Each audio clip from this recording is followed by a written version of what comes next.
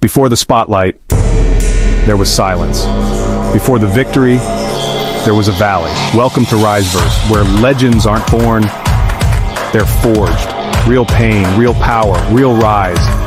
This is not just a story, it's a spark. Let it ignite something in you. Nelson Mandela, a name that speaks of courage and hope. He chose chains so others could be free. For 27 years he lived behind cold prison bars. He did it for truth, justice, and freedom for all people in South Africa. He believed in a world where everyone was equal. The world watched his long imprisonment. Could one man's suffering truly change a nation? Hope is a stubborn thing, even in the deepest darkness of a prison cell. That small flame of hope burned in Mandela's heart. It burned for his people and the future. What kind of man can bear such a heavy burden? Only a man of incredible courage. His conviction was that apartheid was wrong. They tried to break him. They tried to silence his voice, but his spirit refused to be broken. It soared above the prison walls. This story is not just the story of one man, it is the story of South Africa. A beautiful land deeply wounded by injustice. A story filled with pain, suffering, and division. But also a story of great hope and transformation. It shows us that even the deepest wounds can heal.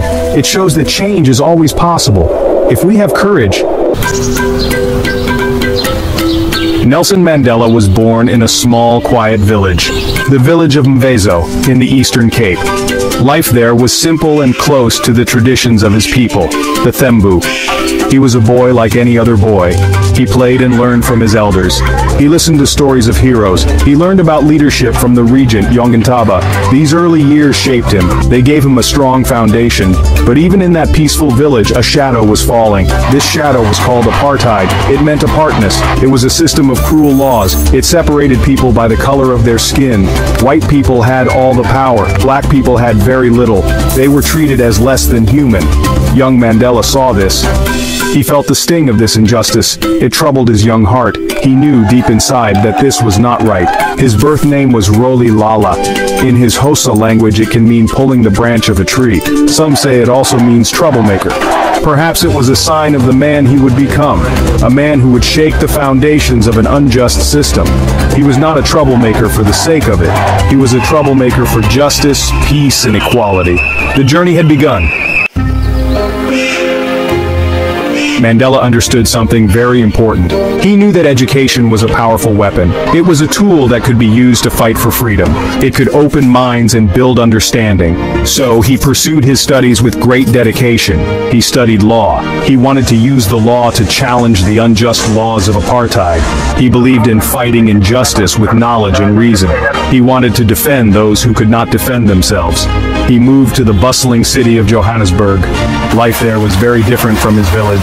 It was fast and exciting, but the ugly face of apartheid was even clearer there. It was harsher and more visible in the daily lives of black South Africans. The segregation, the past laws, the constant indignity. He saw it all. It fueled his desire for change. It strengthened his resolve to fight this terrible system. He knew he could not do it alone. In Johannesburg, he met other brave souls, people who shared his dreams and anger at injustice. He met Walter Sisulu, a wise mentor and true friend. He met Oliver Tambo, a brilliant mind and loyal comrade. Together, they talked, planned, and dreamed of a new South Africa. A South Africa where all people, black and white, could live together in peace and equality. Their friendship was a bond of strength. Driven by this shared vision, Mandela joined the African National Congress, the ANC. It became his political home. Within the ANC, his voice began to grow stronger. He became a leader, spoke out against injustice, and organized protests. His journey was taking a clear direction. Section 4. Defiance and the Dock, the Rivonia Trial. The government of South Africa did not like these rising voices. They feared change. So they tried to silence Mandela and his friends. They banned their meetings and restricted their movements. The struggle became more dangerous. Mandela and his comrades had to find new ways to continue their fight. They had to work in secret. The path of peaceful protest was being closed to them. Faced with increasing repression, they made a difficult decision. They formed Umkhonto we Sizwe, the armed wing of the ANC. They believed they had no other choice but to meet force with force. This was not a decision taken lightly. They targeted government installations, not people. Their aim was to pressure the government. Then, the inevitable happened. Mandela was arrested along with other leaders of the ANC. They were put on trial. This was the famous Rivonia trial. The eyes of the world turned to that courtroom in Pretoria. Mandela and his comrades faced the possibility of the death penalty. But even in the dock, facing his accusers, Mandela stood tall. He spoke with courage and conviction. He spoke his truth. His speech from the dock echoed across the globe. It was a powerful testament to his beliefs. Section 5. The Unbroken Spirit, 27 Years of Night. The sentence was not death, it was life imprisonment. Mandela was sent to Robben Island, a notorious prison. The work was hard. Breaking rocks in the limestone quarry, the sun was blinding. The guards were often cruel. They wanted to break the prisoners. They wanted to crush their spirits. But they could not break Nelson Mandela. They could imprison his body, but they could not imprison his mind. His spirit remained free. In his tiny cell, he read, studied, wrote, and thought. He never stopped learning. He never stopped growing. Even in those dark years, he continued to lead. He became a symbol of resistance, a symbol of hope, not just for the prisoners with him, but for people all over the world fighting for justice. He was not alone in his suffering. He shared it with his comrades. They supported each other. They debated and educated each other. Robben Island became a university of struggle. Mandela taught others and learned from others. He learned Afrikaans, the language of the oppressor. He wanted to understand them. Section 6. Freedom's Dawn, Uniting a Divided Nation. And then, after all those long years, the day finally arrived. February 11th, 1990. The prison gates of Victor Verster Prison swung open. Nelson Mandela walked out. He walked into the sunlight, a free man at last. The world watched, holding its breath. There were cheers and tears of joy. South Africa, a nation on the edge, rejoiced. But a question hung in the air. What now? What would this freedom bring?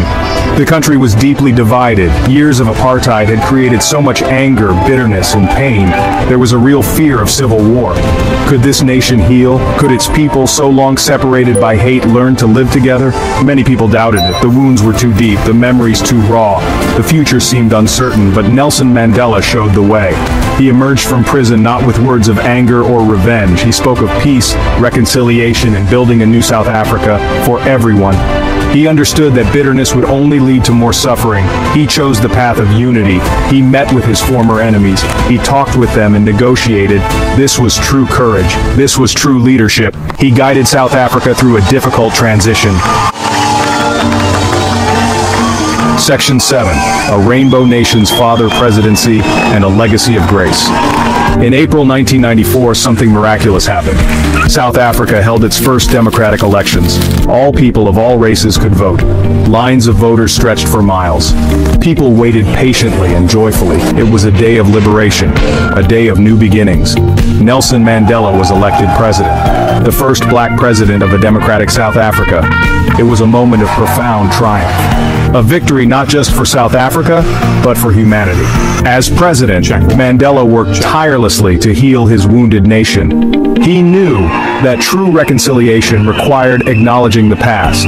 So, he supported the Truth and Reconciliation Commission, chaired by myself. It was a difficult process. People told their stories of suffering. Perpetrators confessed their crimes. It was painful but necessary to face the truth, to allow for healing, to build a future based on understanding, not on buried anger. He led with such grace. Madiba, as he was affectionately known, father of the nation. His message of peace and forgiveness resonated far beyond South Africa's borders. He became a global icon, a symbol of hope for oppressed people everywhere. Nelson Mandela's life is a powerful lesson for all of us. His light continues to shine. They didn't just rise for themselves, they rose for you. Proof that greatness isn't given. It's earned, in the dark, in the dirt, in the doubt. Now it's your turn. Rise no matter what. This is Rise Verse.